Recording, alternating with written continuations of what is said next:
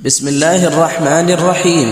يسر قناة الدفاع عن النبي صلى الله عليه وسلم وسنته أن تقدم لكم هذه المادة والتي هي بعنوان. وأخونا عبد الله جزيلان له قصيدة للأخ عبد الكريم الجعمي يقرأها فليتفضل.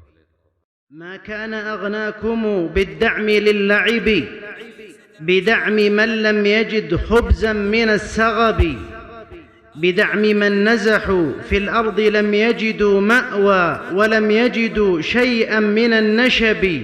أليس الفقراء المحتاجون المشردون الذين صعبت عليهم ظروف الحياة في أيامنا هذه أليسوا بأحق بهذه الأموال من اللاعبين؟ أليس هؤلاء الذين يحمون ديننا وبلداننا وتجاراتنا وأمننا واستقرارنا بأحق بهذه الأموال من اللاعبين؟ أليسوا أحق بالتشجيع؟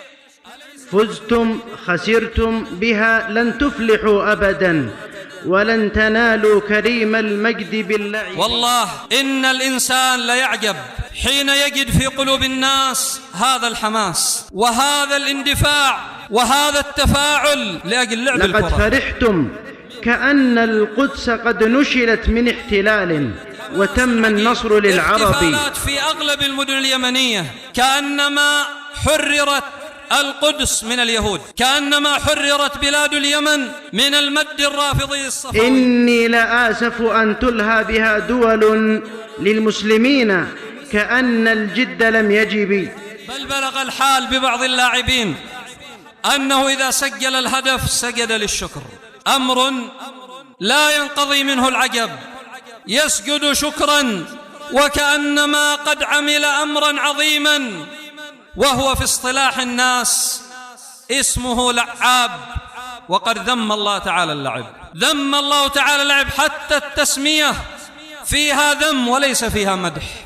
فزتم خسرتم بها لن تفلحوا أبدا ولن تنالوا كريم المجد باللعب. الحمد لله والصلاة والسلام على رسول الله وعلى آله وصحبه وسلم تسليما كثيرا إلى يوم الدين. أما بعد، فهذه قصيدة لأخينا الشاعر أبي عمر عبد الكريم الجعمي بعث بها إلينا، عنوانها كرة القدم هل هي من كثير من الأولويات أهم؟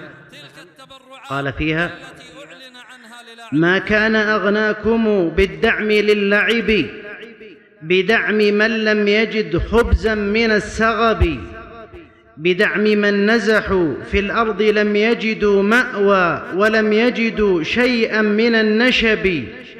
فزتم خسرتم بها لن تفلحوا أبدا ولن تنالوا كريم المجد باللعب. ستسألون عن الأموال قد صرفت في غير حق وعن وقت من الذهب.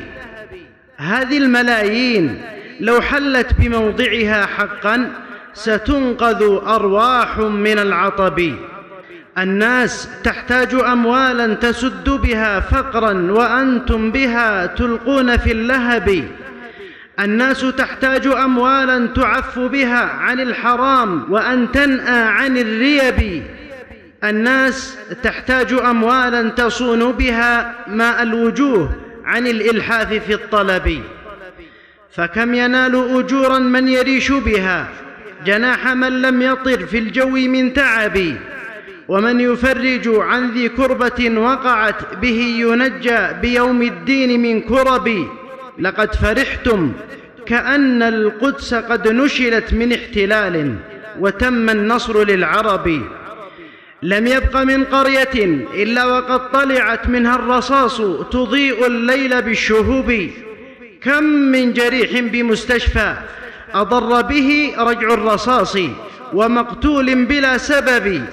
قد كان يفرح آباء إذا فرحوا بالنصر في الغزو لا بالنصر في اللعب، ويفرحون بغزو الفرس إن فرحوا ويفرحون بغزو الروم باللجب.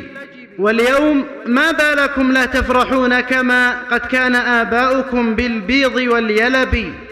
إني لآسف أن تلهى بها دول للمسلمين كأن الجد لم يجب، ولم نكن قد تداعى ضدنا كما تداعى إلى أكل ذو سغب.